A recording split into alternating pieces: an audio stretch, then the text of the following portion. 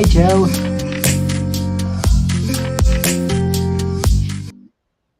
Hey everyone, here we are. We are live. I hope this is. It looks like we've been live for a little while. This Yeah. technology has still got me going, but yeah, we'll figure it out. We'll figure it out. Leslie, it's good to see you. Hey, Joe. And hey, everybody who's tuned in. Joe and I have been friends for several years, and we got to talking, and he suggested that generosity is really important all the time, but especially in December. So we decided to talk a little bit about what is the DNA of prosperity. And Joe's coming from the podcast view, right? And we're going to look at, the effect of generosity inside podcasts, right? And for me, generosity in achieving your goals. So is that right, Joe? That's basically right. Yeah, that's I'm focused on podcasts and podcast guesting at this time. You know, my main business is helping folks work in their genius zone and develop a signature program. But today we're going to talk about fertilizing, planting, fertilizing, tending to the seeds of growth and prosperity in 2023. And we're going to take that from the angle of generosity and giving because it's December, it's Christmas, there's Santa Claus, there's presents under the tree. But there are many ways to give. Isn't that right? There are many ways. And Joe, what do you think about this idea? I think that I give back more than I pay attention to. For me, we're moving at lightning speed, right? Just moving through our life. And I'm wondering if the ROI of being generous as often as possible is as elusive as our realizing we're being generous. What do you think? I think the ROI is elusive because it's not a direct one to one relationship. It's not something that you see right away. And I'll give you an example. The other day I went in for my annual checkup at the doctor's and he's on the third floor and I'm coming downstairs and there's the double door thing and all kinds of doctors and there's this woman coming in and she's hunched over and she's got a cane and you could tell she was advanced in age. And I stood back from the door so that I could open that second door for her.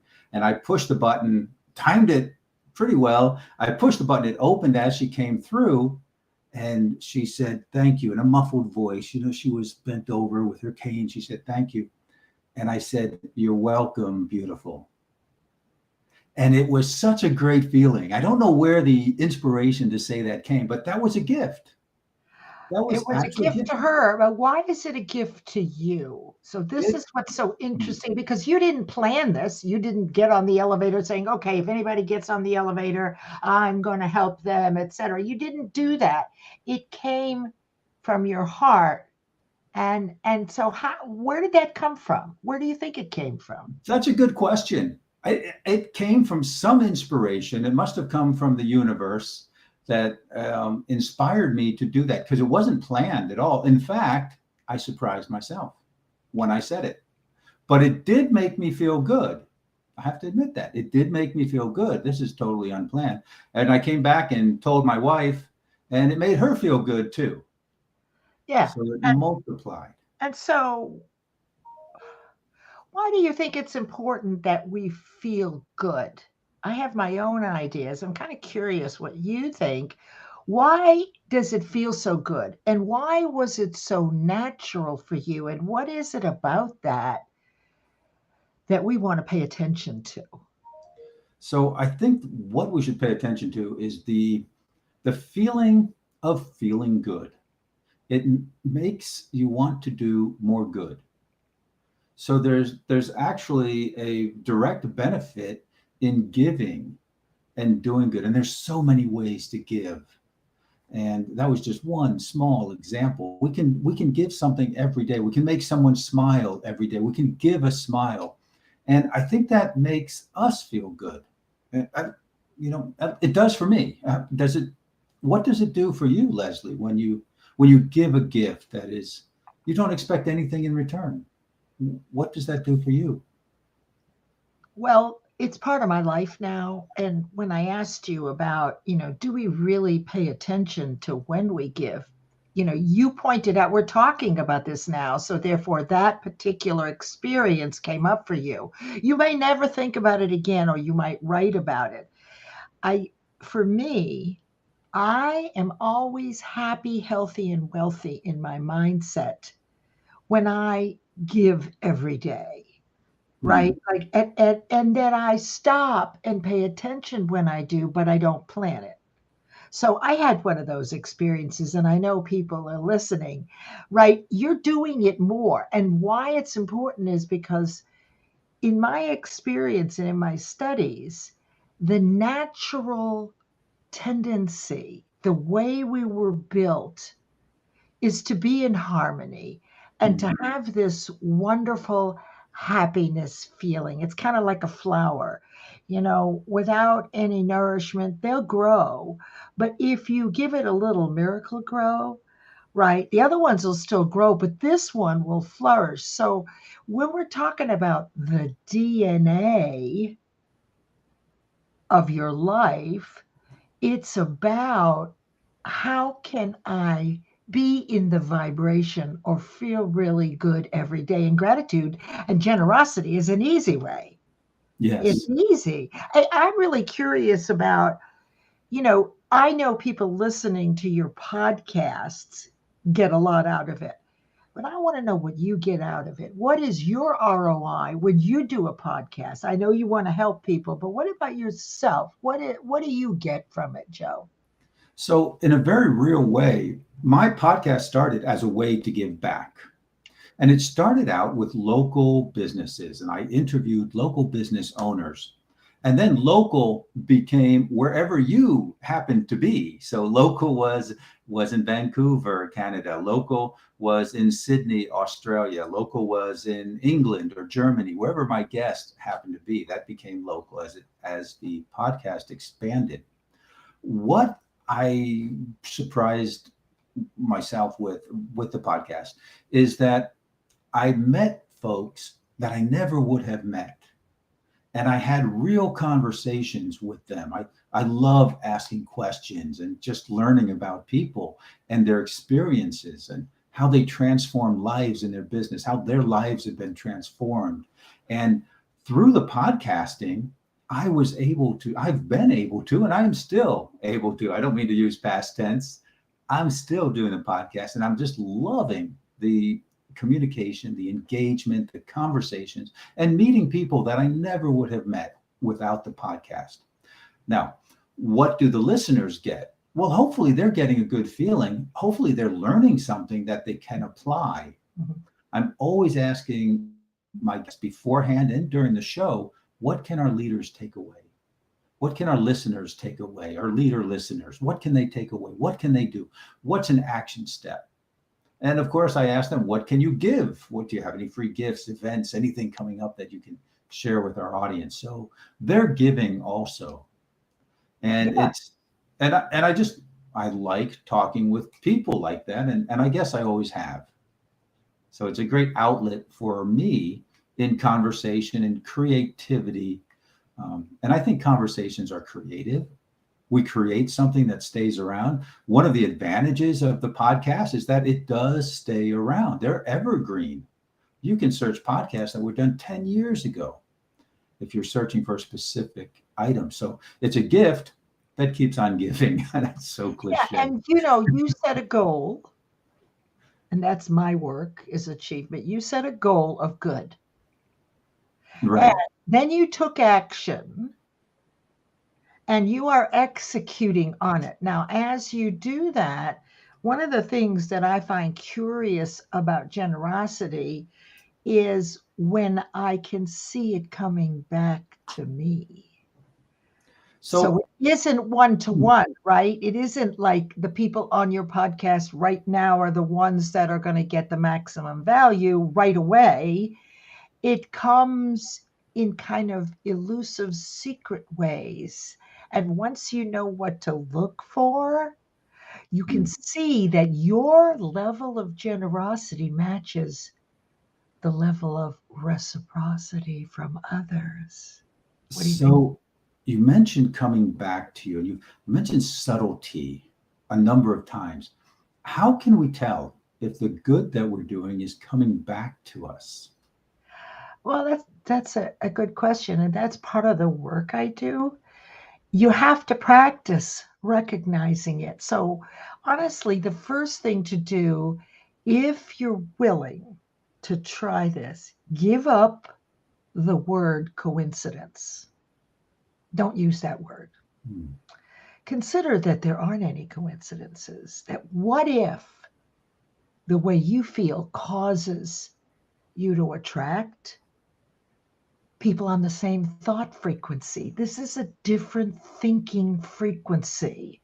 Not everybody is on this frequency. And I think we jump up and down. Sometimes we're more generous than we are. So if we were to give up coincidence, you tell me if you think you can do this, that there are none, that you are possibly the cause of your own results based on how you feel. So if you do something generous every day, it doesn't have to be big. It can be picking up a piece of trash. We had this in the grocery store yesterday. Some woman, it wasn't trash. She wanted three of something, took four, one fell on the floor, and she looked at this other woman and I in the line and walked away. Oh my gosh. So the other woman and I both went for the thing to put it back on the shelf, right? What? So I think that we first of all have to give ourselves more credit than we do, and to realize that the way you know, and I'll tell you what it is, but you got to find it for yourself. Just keep looking up. Is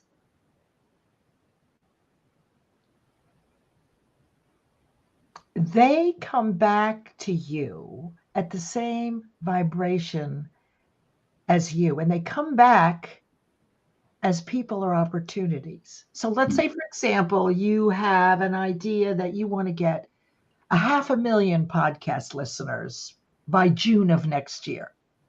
That sounds pretty lofty. Sounds You have pretty no lofty, idea how you're going to do it. You right? just know that you want it and you're going to be generous, right? So over the next 6 months, you're going to get people and opportunities that show up and you're going to go, wow, boy, that's a coincidence. I really wanted that. Look, I just got this other whole group. This is a coincidence. It's not. So the way you tell what your ROI is when good things happen to you, good opportunities, good collaborations, positive results, achievement of your goal, you're the source of it. And how you measure it is what you're getting back through Is what people you're and getting back. opportunities. What do you think about that? That's a little deeper than usual, but that's really, you've got to bite your tongue. You can say synchronous, but I want you to understand that you're getting back the same level of frequency you're giving, whether you recognize it or not. Yeah. So that's really deep. Yeah. And I've got to go more surface for a moment. I feel like the grocery store story of the can falling on the floor. I feel like there's more to that story. As the woman walked away and you looked at the other woman, what happened next? I said to her, I guess she counted on us. I mean, it was obvious we were going to pick it up. But what was interesting is what that woman did was not generous. Hmm. You see, so she's going to have an ROI of someone else not being generous to her. Now, it Hmm. won't be one for one, as you pointed out. Like, right, she dropped that, and then out in the parking lot, something else is going to happen. It doesn't work that way, right? Right, When right. you do a podcast, you're doing a fell swoop among people, and you never know which person you're going to touch. In fact, even this conversation today, if one person stops using the word coincidence, if one person gets present when they do nice things Hmm. and they go, okay, that's what they call a random act of kindness. it doesn't have to be big, does it, Joe? No. Oh no, it doesn't have to be big. It can be as small as picking up that can and putting it back, or as small as giving a smile. And that does make us feel good. But why is feeling good? How is that vital? Why is that important? How is it vital to us being happy? Because it's when you feel good, and you've told me not to teach, so I'm A not going to teach. little But bit. I'm going to refer to Bruce Lipton's Biology of Belief Mm, or Richard Brody's Virus of the Mind. Effectively, they've proven scientifically, this isn't me, that when you're happy, the proteins in every cell of your body, of which there are, you know, zillions, all move in unison. So when you feel really good, all your cells feel good. There's a spring in your step. You might even get mm. goosebumps, right? That's our natural state. Right, But they've right. also proven that the opposite. So, this woman who dropped the fourth item, We're really picking on her today, aren't we? I know, but we don't know that if she does it, it may have been a one off for her. So, we're going She to could give have her been credit. having a bad day. Right, Something, right, some right. terrible Absolutely. event. If Yeah, she might were have to happened. continue that, then that's a low vibration. It's not Right. giving, it's taking. And all the proteins in your cells move in the other direction, the dragging your feet, etc. So, really, mind, the way we think, has an attached vibration or feeling or emotion. Mhm. And we want to do whatever we can, as often as we can, whatever it takes to feel good. So we have a comment in the chat, Oh, Leslie, please. and Yes. someone says sometimes we call this karma. Ah, Good or bad karma, because sometimes I will even say the only reason I do good is because I can't afford any more bad karma.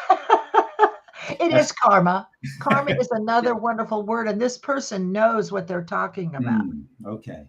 So even if we don't understand precisely how it works, you've seen it work, right? Okay. When you do good things. Have you ever let someone in line in the grocery? I can't see you with a big shopping cart, but let's say that you have a whole shopping cart full of stuff, This dog actually food. happens often. Yes. Okay. And then someone gets behind you with a bottle of wine and a loaf of French bread and a hunk of cheese. Do you let that person go in front of you? If they invite me over for some wine and cheese. No, I'm kidding. Of course I would. Of So course if I you're would. present to the Oh, people hey. around you, you would do that. That's a random act of kindness. That is generosity. Something as simple as that. So I suspect that we do it a lot more than we give ourselves credit. And how we know is when we stop thinking that opportunities and people that show up to take us to our goal are a coincidence. What if, as a co creator, you were cause in Right. So yeah, so we have a name to this anonymous person, no longer anonymous, who's chatting with us on the chat. It's Her name is Laurel, and she says, "I call it making the best of any situation. Even bad situations can be better if you're grateful for anything good that we can find in that situation." She's exactly right. Yes, always And that looking is for the good. actually one of the seven universal laws. That's the law of polarity. And what we can do is when we think something negative, we can go to its polar opposite, which is the positive. Hmm.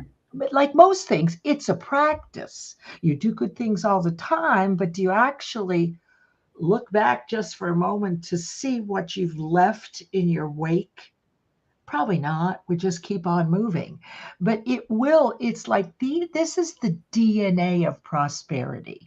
Hmm. Prosperity comes to people who maintain a mindset of wealth, health, and happiness as often as possible, daily. And it's not a big deal. You just have to be intentional about it. Right. Right now, for you and me, we do this routinely. And Right. I suspect other people do too. I'm sure we can't be the only two out of 7 billion people. Is Yeah. that Laurel A, capital A? Laura, my friend Laura Archer. I'm guessing. We'll Yes, have to see. We'll have to see. we'll have to. So, so I got a very interesting chat on, or message, I guess you call them, on LinkedIn, from someone who reached out to me, and she said she wrote in Portuguese. She's in Brazil, and she said, "I remember you, Joe. How are you? I remember when you were in Presidente Prudente at a seminar giving a speech in 1995." And I was so impressed that someone remembered me after what's 27 years, because I was on stage for an hour in Presidente Prudente in Brazil. That's right. And For people who don't know Joe, he has run businesses all over the world and speaks multiple languages, so this is not unusual. Well, you touched one person, right? well, one let's put it this way. One person I touched reached out to me recently. And that's the return. There's your That's the ROI. return, right? Who wants any more, right? It actually felt good. I was like, wow, that was so long ago. That was before I had a beard. Yeah. I didn't have glasses. You didn't have gray hair either. Hey, let's not go too far. Well, neither did I. You can see how brave I is today. So your guess was correct. We have Laurel A on the Yeah. Hey, Laurel A. chat. Hey, We appreciate your listening to this. And one of the things we want to do, so you don't have to jump off, but both Joe and I have events this week. We're just going to tell you a little bit about it. We're going to put in the comments after this live the link to those events. Now, mine is on Thursday, Joe's is tomorrow. Mine is my classic transformational goal setting classic. This is where we reconnect with creative imagination. What I want to tell you is in 2 hours, you will connect with the universe and unblock imagination. Now, for me, the reason this is so important is because I always heard the teacher in elementary school, Joe, telling me, Leslie, stop daydreaming and pay attention to the lesson. That programming actually froze up the pipe of imagination, and all the ideas are not in your head, they're in the universe. So during this 2 hours, not only will you get your #1 goal, but you will download a slew of ideas that you can use over the next couple of years. It's Thursday from 10 to 12 on Zoom. It's live. There's a small investment link is in the comments. Joe, tell us about your event tomorrow. Well, I have a question about your event, Leslie. Oh, okay. Thank you. But before we move on, so we all have set goals. Yeah. Even the goal to, oh man, I'm hungry. It's time to make lunch. Your goal is to get some food in your belly. When we were in elementary school, we had homework, right? And our goal was to do the homework. In elementary school, mom would say, stop playing, or before you could play, go do your homework. And your goal was to get that homework done. So we've been working with goals all our life. But as adults, what do we need to know as adults in goal setting that's different than when we were just children and had those simple goals? Well, that's an interesting question. You know, over the last 15 years of working in achievement, I've not met anybody who had a class in what are the steps to set a goal. We've got it for math problems. We've got it for, all this other stuff. So we can tick, tick, tick, tick, tick. So the reason we don't achieve our goals consistently, and by the way, if they're not consistent, it's haphazard and there's not that good feeling. It's win, lose, right? You want to win, win, win. Well, all that was missing were the rules. Now I've discovered that we know about half of them through trial and error. There are a dozen.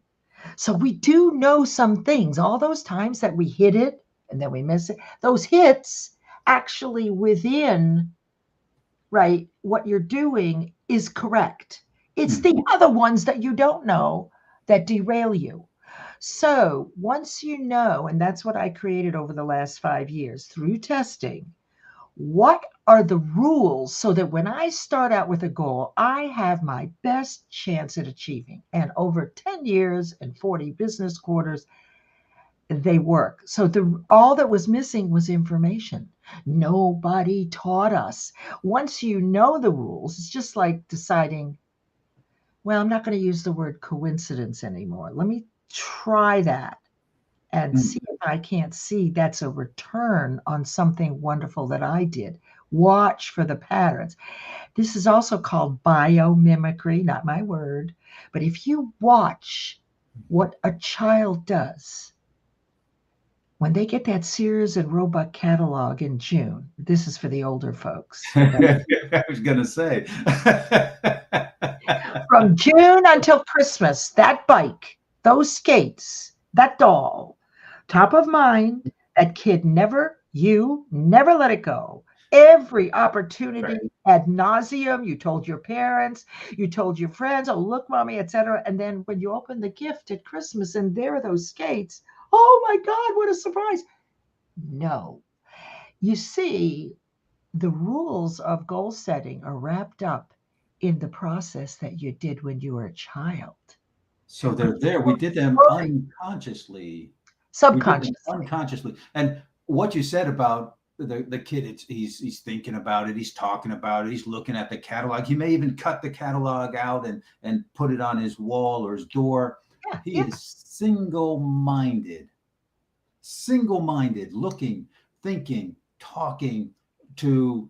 Now I've got children, and oh my God, I'm like, stop talking about the bike. You know? Let me buy it for you just to get you off my back.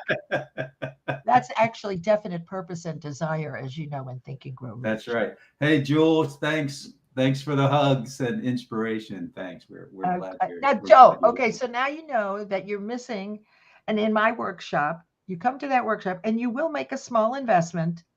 You're worth it. You're not buying materials, you're buying 25 years in achievement, okay? You'll Absolutely. know all the rules, and then I'll access you to your creative imaginations. There's two kinds. I mean, creative is where all the ideas are in the universe, and they just pour into you. It's kind of like, you remember Harry Potter? The woman who wrote Harry Potter said, this is so profound and so simple, she never wrote a word. What do you think she meant, Joe? I would assume that, which is that's a rough thing to do, right? So I would think she channeled. She felt like she was channeling the story, because I've had that feeling. Exactly. Yeah. That's It's where the amazing. ideas come from, and that's what's missing, and that's what I'll open up. There's a process using biomimicry that I've mastered, and in a very short period of time, I'm going to fill you up with new concepts that are going to cause light bulbs to go off, right? This is That's probably my great. Love client's that. favorite workshop. And then you'll have access to the universe and you'll start downloading. And that's how I write. I also download. I don't take Mm. credit for anything I write. So now will you tell us about what you're doing tomorrow so everybody can join you? Yeah. So tomorrow is the 6th of December, and I am going to be holding a webinar at 5 p.m. Eastern Time. And it's going to be about podcast guesting success. Now, if you've got something to say and you've got a message and you can help people and you want to touch people, one of the best ways to do that is to get on a podcast. You may have a podcast, or you may want to be a guest on a podcast. Now, being a guest is a lot easier than actually setting up a podcast, but there are certain ways, certain things to do. And there is also reciprocity. You're giving to the audience, you're giving to the host. You need to create some value for the host also, so that they welcome you on their podcast. Now, and you need to promote yourself. There's all of that about getting on the right podcast and getting the best ROI for your time on the podcast. And we'll be talking about that. If you've never guested before, or if you're a seasoned guest and you've been on many podcasts, we're going to talk about getting the best ROI for the time invested in that podcast. Hey, Joe, I want to add one thing on behalf of this. If you're the person sitting out there thinking, listen, Nobody wants to hear from me. I am not an expert. I do know things and I could help people, but there are people who are so much better at this than me. Stop. Stop. We are all experts. Listen, the senior in high school is the expert to the freshman. Do you remember how you emulated them and you wanted to do everything like them? So the fourth grader is an expert to the first grader. Oh, I can't wait till I'm in fourth grade. So there are people who don't know what you know. There are people who know more, right? But what about all those people that don't know anything and you can help them? So if you don't think you're an expert, think again. You do have a voice and you do have a message.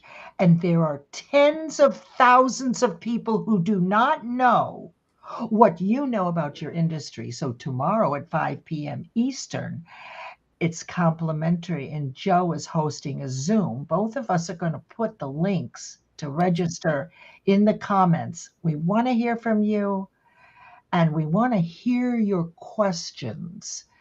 So, Joe, we're a half hour. Do you have any last questions? I'm looking to see if I have one for you. So no, I just do want to mention that I am a co-leader in a group of podcasters, podcast hosts with the Grand Connection. And the Grand Connection is a wonderful group of people who get together and help each other. That's basically what I can say. They're business owners and we work together to collaborate, to build connections, and you can participate for free in a podcast hosting event on the 13th of December. And Leslie Flowers is going to be there. She's going to be there too. So you'll see both of us. I won't be talking so much at that one, but we've got a lot of folks who will be talking. And Leslie is one of those. I'm going to talk about the law of reciprocity. Yes. And also, you should know that my work primarily is in the mastermind, marrying the training of Think and Grow Rich, universal laws, and the laws of achievement. And I work with you live every single week of the year. Well, actually, 48 out of 52 weeks live. So tomorrow at 5, grab the link. You're in Zoom with Joe about podcasts. Come find out about it. Thursday, 10 to 12 p.m. Eastern is my 2-hour transformational goal setting workshop. The link will be there. And let's see, do we have one last thing that we want to share with everybody about generosity and the nature of generosity and December, et cetera, et cetera? So I'd like to say this, that being generous can be free. It is something that you can give, something good that you can give to the universe for free. It doesn't take a lot. You don't have to go out and buy a bicycle or buy a drone, which you can if you want to. You could fill up your dining room table with gifts to give away. Or you can just be kind. A kind word, a smile, sometimes that will change someone's day. And my last word is what you said to that elderly woman as you helped her. As an elderly woman, you called me beautiful. Nothing touches the heart of a woman in the senior part of her life than to be told she's beautiful. So thank you from all of us, Joe. Right, that was definitely channeled. I felt like it wasn't even me, but I want it to be more me. So I hope to have opportunities to do that again. Very good. It's been such a great conversation here, Leslie, and I've enjoyed so much talking with you as always. And thank you to all the listeners. I hope you received some value here because Leslie and we give from our hearts, and all the time. We want to see people be successful, be happy, and in that way give back more good things. Let me categorize it, just good things back to the universe. Yes, I agree. Everybody have a great week, a great holiday season. Remember that you're the expert, that you are the cause in the matter of your own results. So give help someone, pick something up, do something every day, and then look back at yourself and say, oh, that was a random act of kindness I just did. And then start watching for it to return to you through people and opportunities. Very good. Super duper. Thank you, everybody. Thank you, everyone. Bye Thank now. you, Joe, for hosting. Thank you. My pleasure, as you know. Bye now.